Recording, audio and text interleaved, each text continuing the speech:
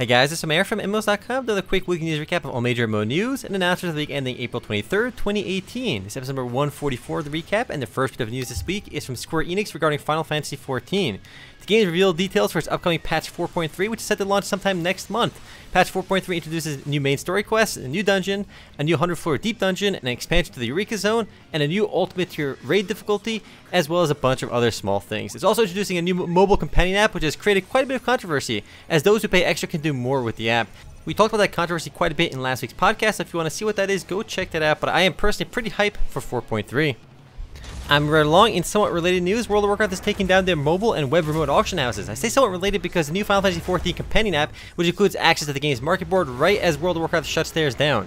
The reason that Blizzard gave for shutting it down was that it required too many resources to keep it updated and exploit free, which those resources can be better spent making more content for the game. It's sad to see it shut down, but it makes sense if nobody actually ended up using it. Plus, because it was offered for free, they couldn't really make any money off it as well. So rest in peace, remote auction house. I remember I used it back when I played Mr. Pandora, and I thought it was pretty useful. Oh, and in case you didn't know, the Battle for Azeroth expansion is launching on August 14th, and it's going to be pretty hype. I'm actually probably going to buy it and play through it as well. Next up, I acquired the Korean game studio Engine, which is the company behind the anime action MMORPG Arpiel.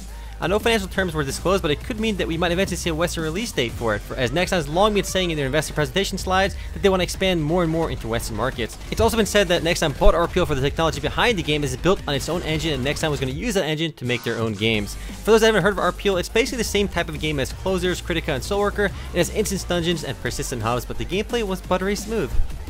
Next, Trion Worlds just finished running their first closed beta test for Defiance 2050 this weekend, which ran from April 20th to April 22nd. For those that don't know, Defiance 2050 is a remake of the original Defiance, and Trion promised that it would be a big remake, but in reality, it's not so big of a remake. They basically upgraded the graphics a tiny bit and streamlined, i.e. dumbed down some build customization stuff. But on the positive side, the new version of the game was built with free-to-play in mind, so all the previous paid DLC is now free. Defiance 2050 will be a separate game too, so it's kind of like Secret World Legends that you can't transfer your character, you gotta make a new one. With closed beta testing done, the game is set to launch on PC, Xbox, and PS4 later this summer. Next up, Closers launched their Planner Raid update this week, which increased Tina's level cap to 75 and added new challenges at the Planner Gate for players level 73 and higher, where they can get new gear and achievements. And to celebrate the update, Inmass is hosting a handful of events to celebrate. While Closers doesn't seem to be as popular as games like Soulworker, it does still have a healthy player base, averaging about 850 or so players online at once on Steam alone. Unlike Soulworker though, Closers launch on their own platform before launching on Steam, so a bunch of people are playing the game off of Steam. Up next, NetEase launched their previously mobile-only RPG Onmyoji on Steam, and it made it cross-play compatible with the mobile version. It joins NetEase's other mobile MMO, Crusaders of Light, which also launched on Steam earlier this year. This Onmyoji game is actually super popular in Asia. It's based on Japanese folklore and features gorgeous graphics. They're actually super stylish. The core gameplay though is pretty generic. It's yet another hero collector game. They're doing surprisingly well though, hitting over 1,000 players online as of this video. And I personally think we'll be seeing more and more mobile games launching on Steam as well, just to expand their player base. Next up, the previously buy-to-play Battle Royale game Darwin Project went free-to-play this week. They did so because the people who bought the game were having trouble finding matches or having to wait too long to find a match, so the guys behind the game just opened it up to everyone. And people who bought the game previously do get a special Founders Pack as a reward. Darwin Project differentiates itself from other Battle Royale games by having less people in a single game and instead focus on more meaningful engagement. Each game only has about 10 players, and there's some pretty cool interactions between spectators and players, which can really impact the gameplay. It's a neat game, and now that it's free-to-play, I plan on checking it out. Oh, and since going free-to-play, their daily peak player base jumped from 200 online at once to over 8,000. Good move on going free to play. Next, Revelation Online adds a new ranked PvP system to the game, with the introduction of the Coliseum, which looks like it features 10v10, 20v20, and 30v30 matches. The top 100 players in each region also get special prizes at the end of the PvP event, which looks to be ending on May 3rd. I suspect it'll be a recurring event though, because making recurring PvP events would make a lot of sense.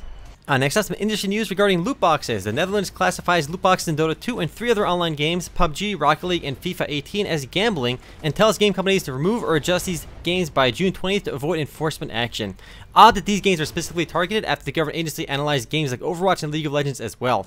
I suspect PUBG and Dota 2 were sanctioned because the items you can get in these games in the loot boxes can be sold for cash on third-party websites or for Steam wallet funds relatively easily, which would make it more akin to gambling. I doubt anything will actually come of this fiasco in the Netherlands, but time will tell. We'll learn more about it real soon, but we've been hearing a lot of enforcement against loot boxes, but so far nothing has happened.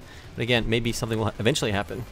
The next and last bit of news this week comes from Dota 2. Super Data Research released a chart this week showing the game's player base declined since the release of their 7.0 update. The game peaked at nearly 14 million monthly active players with the 7.0 update and since dipped to 10.6 million. Interestingly though, they also released a monthly active figure number for Smite, which sits at 2 million, and Heroes of the Storm, which clocks in at 6.5 million. League of Legends, at last estimate, has about 100 million monthly active players. The most surprising statistic here for me though is how popular Heroes of the Storm is at 6.5 million monthly active players. Good for you, HOTS. Good for you. Anyway, guys, that's it for MMO News this week. I'll see you guys tomorrow for the podcast. Later, guys.